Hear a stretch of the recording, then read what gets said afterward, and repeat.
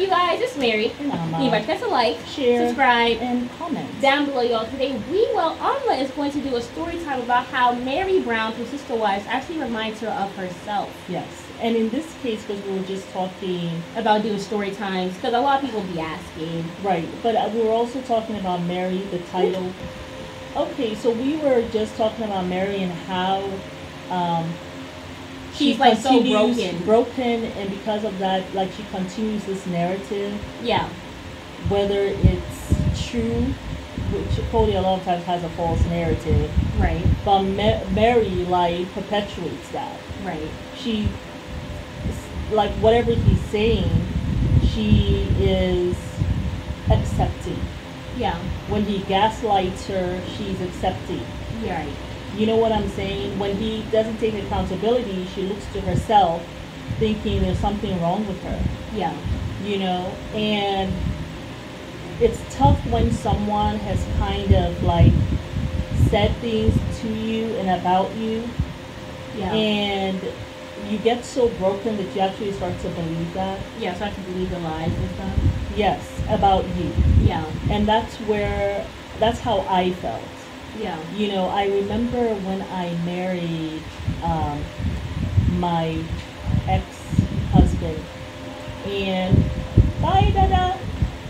I remember when I married my ex-husband, it was an arranged marriage. I've said so before.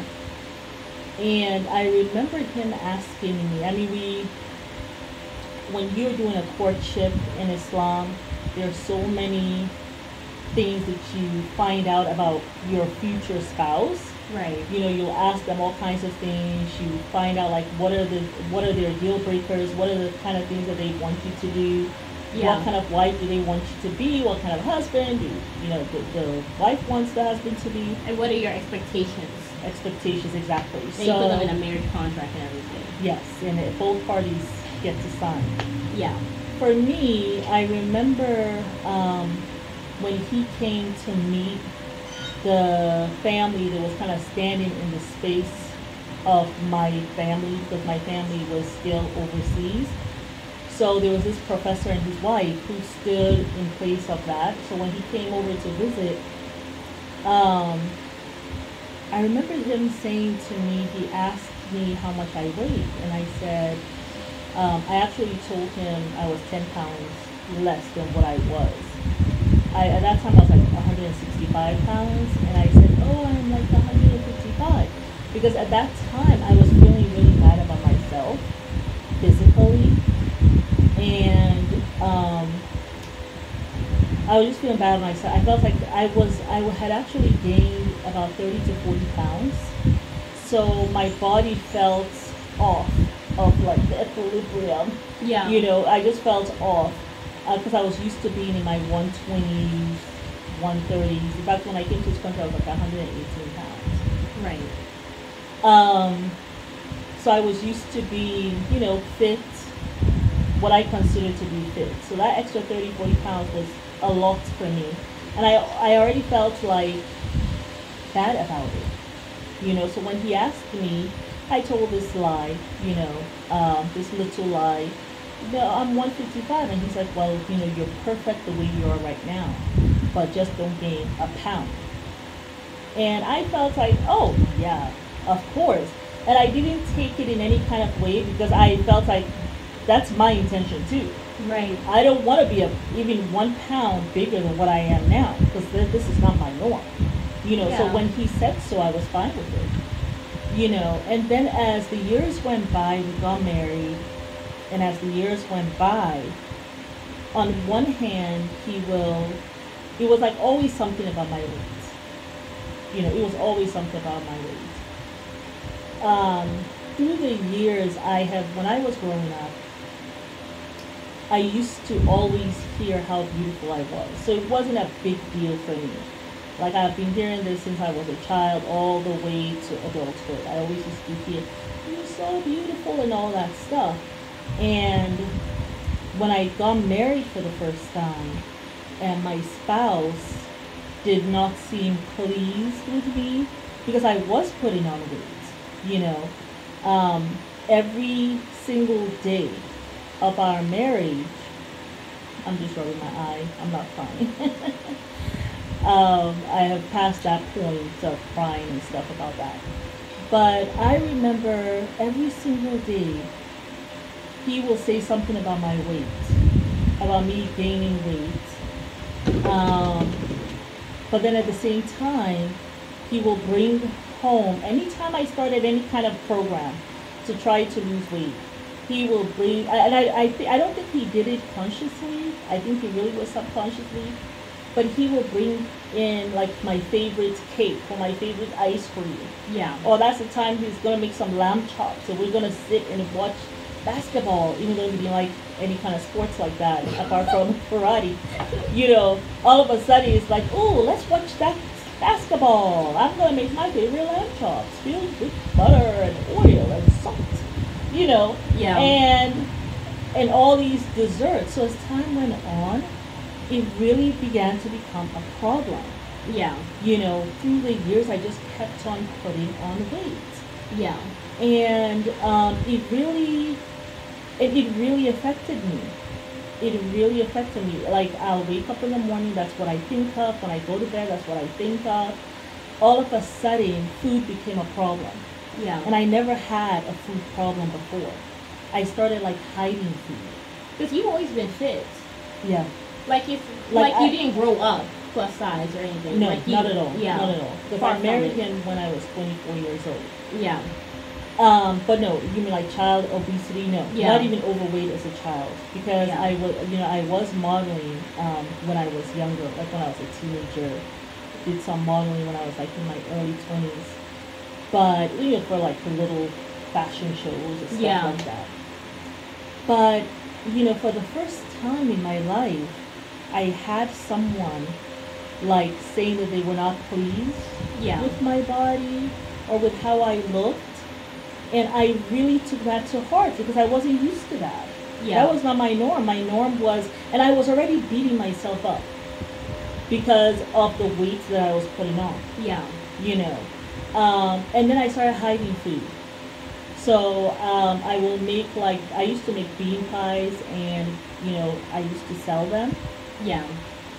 And people just love my bean pies. So sometimes I'll make about almost a whole bunch, like almost like 100 a day, definitely about 50 a day. But I would have eaten about 5 or 6 before my ex-husband came home. Hide it from him. Yeah. And then when he comes, when I set the table, that's when we will both eat an extra dessert. And he'll always make some comment, well, oh, you're only having one bean pie? Oh, okay, I'll make those tiny bean pies. Yeah. Oh, you're only having one? Oh, good. Because, everything has to be in moderation. Maybe you can even have half of the bean pie. You don't have to have the whole thing. So it was always something. Yeah. Always something. And I just felt bad about myself. And recently, I think like last year or the year before last, Yeah. Meri was gaining weight, right? And all your I life, gained like 100 pounds But- during COVID. It was Yeah. insane. Yeah, I felt the less than worst 100, I had but ever I think felt in my life. your most was like 240. But I was And- used to being like 150, 160 in yeah. college. So about 80 pounds plus. But 80 it felt like pounds, it felt like a 90. yeah. Yeah. So It's a it was nightmare. like I was looking at her, right, and she was kind of beating herself up. Like Yeah. she'll go on the scale, look, and she'll feel bad. And I saw that. I saw myself in her. And I Like called deja her. vu. Yeah, and I said, look, I wish that at your weight, like as you were gaining weight and like you weigh yourself, you're 180. And I'm looking at her and I'm like, she's so beautiful. She's so gorgeous. And I'm looking at her and I'm thinking of that self because your body is really kind of like mine. Yeah. The shape.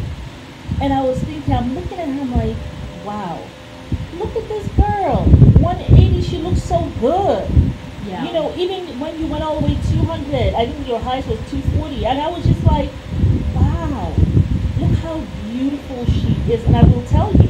I know. And For I me, am it just like, was like this is the don't- heaviest. So for me, it wasn't Yeah. normal. Yeah. And It like- wasn't normal, but what I tried to tell you, don't beat yourself up. Well, I used to. The when we weight say will that. come out. Yeah. It's going to fall off. You're young. Yeah. it's gonna fall off. Just make little adjustments. Yeah.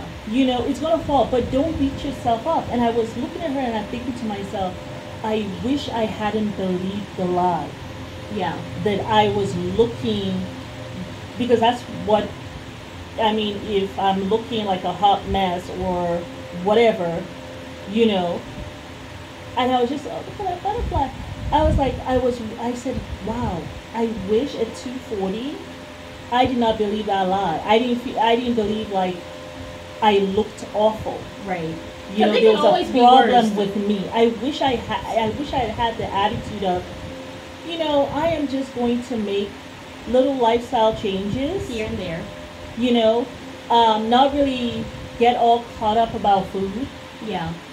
Because what I found for myself when I wasn't on a diet, because I tried to go on all kinds of diets, which was a mistake. But I realized when I wasn't on a diet, when I wasn't thinking about food, I found that I did not eat as much. Right. But if I say I'm going to start a diet tomorrow, then I'm going to binge eat today. Absolutely. And then 2 days on the diet, I get tired of that, eat even more, gain all that weight back, plus some. Yeah. And then do it all over again. Yeah. It was like insanity. Yeah. But I looked at her and I was just like, wow, I wish at that size, I just was like, no, I look good. Yeah. I am fine where I am, and I am just going to just, drink the waters, maybe one day a week, cheat meal. Yeah. Or something. But don't beat yourself up so much.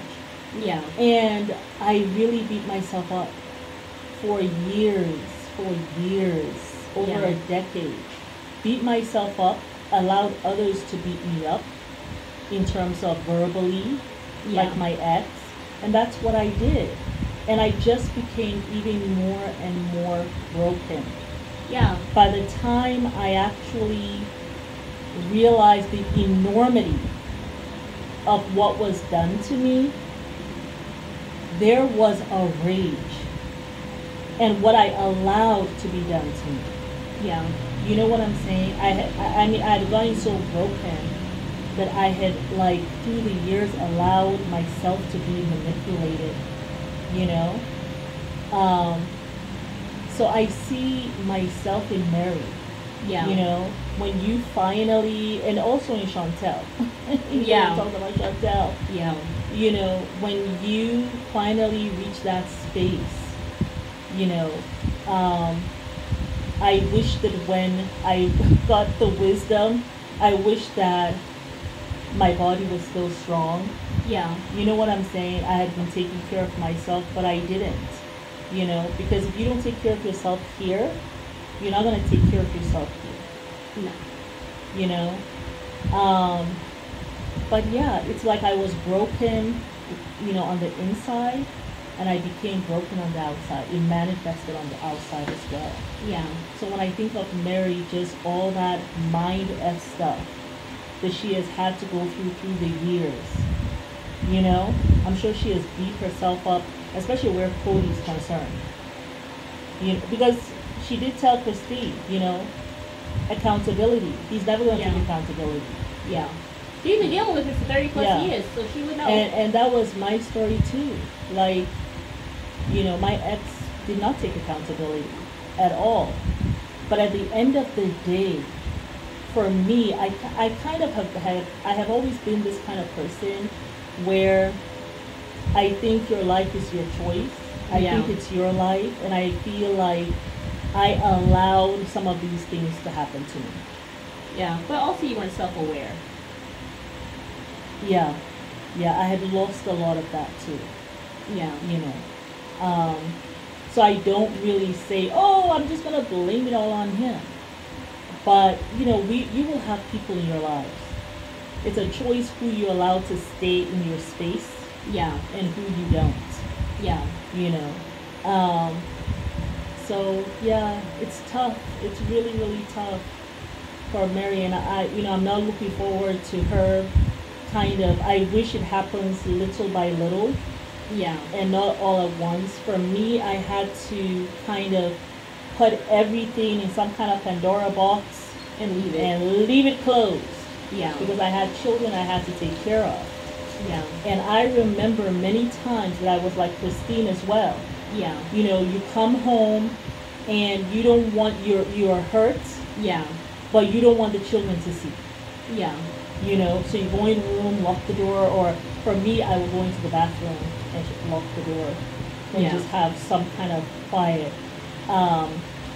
And a lot of times while I was in the car before I actually get into the house, I'll be like, okay, everything that happened, it stays here in this car.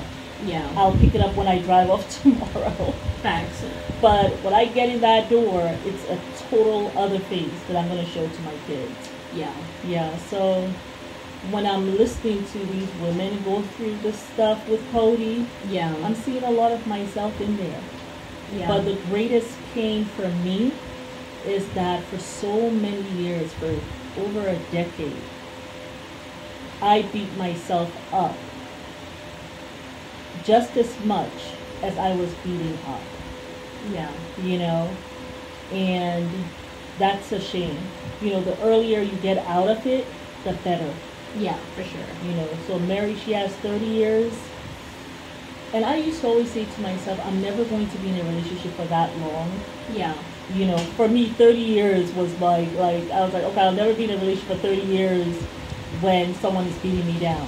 Yeah. So how long did it take before I got some sense? And I thought from, let's see, 1995 to 2017. 22 years. Well, at least it's not 30 years. You beat it by 8 years. Give it some. Yeah. But I just wanted to share that with you all. Yeah. It just came to mind when I was thinking of Mary. And Yeah. just that brokenness. And then Christine with her daughters, we talked about that yesterday. But yeah, this is real, man. Women, we go through a lot. Sure do. The saving grace, if you're able to get out of it earlier Rather than later. than later. Because the guy never really changes. Yeah. God never Because really he's made a pattern of changes. how to treat you. Yeah. Even never if you changes. divorce and get back together, that's his pattern. That's what he knows you to be, and that's how he knows. That's his physical reaction whenever he's around you. Yeah, How he's that's been his treating habit. you. It's a habit. Yeah. It ain't gonna change. It's not going to change. Yeah, It yo. did change. So just wanted to share that. Yes, you guys. But it's Mary. And Amma. We hope you guys enjoyed the story time. I know it was a little all over the place, but It really wasn't though. But we invite you guys. But we invite you guys to like, share, subscribe and comment down below.